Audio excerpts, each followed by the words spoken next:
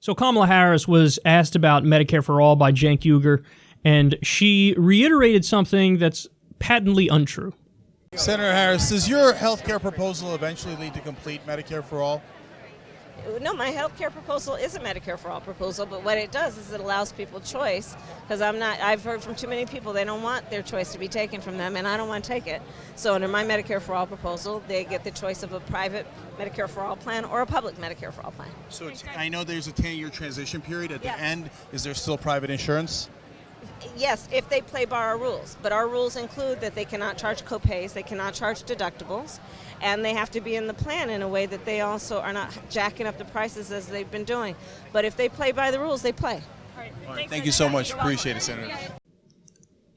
There's a lot of like subtext there, stuff that's really interesting. Like, it appears like she didn't want to be talking to Cenk. She knows who Cenk is. And she's like really uncomfortable with the fact that she's talking to him, and she has this kind of like condescending look on her face. And then her handler there, who's like, okay, we're done here. We're done. We're gonna move on. So of course the misleading thing is that she keeps calling her plan Medicare for All. It's not. It doesn't fit the definition. It's just not that. Medicare for All is single payer. Single payer means there is a single insurer, that insurer being the government, which means health care becomes a right that's free at the point of service. Funded by taxes, but free at the point of service. So that's what Medicare for All is. If you're saying, oh, Medicare for All, but, choice, public or private or whatever, that's not Medicare for All. Then there's not a single insurer. You're leaving the for-profit health insurance companies largely in control of the marketplace here. So that's just a public option. So again, incredibly misleading.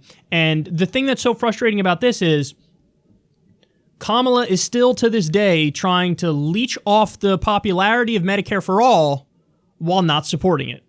She's seen the polls, 70% support Medicare for All. She's seen the giant movement now on this. She's trying to take that issue, pretend like she's running with it while gaslighting everybody. And that's really, really, really disingenuous.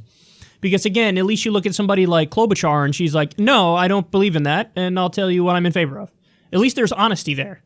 Here, it's not honest. It's dishonest. It's not Medicare for All, and she's pretending like it is Medicare for All. And then again, I know I've made this point so many times, but this is the framing that I want every Democratic candidate to take. And Bernie, I hope you're watching. He's probably not, but I hope he is. Here's the thing. When they say, we need to maintain choice, your response to that needs to be the choice of getting price gouged by a mafia. That's the choice you're arguing for.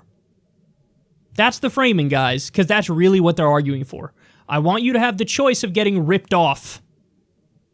That should be how the Medicare for All proponents counter to the argument of choice. That's exactly what you have to say.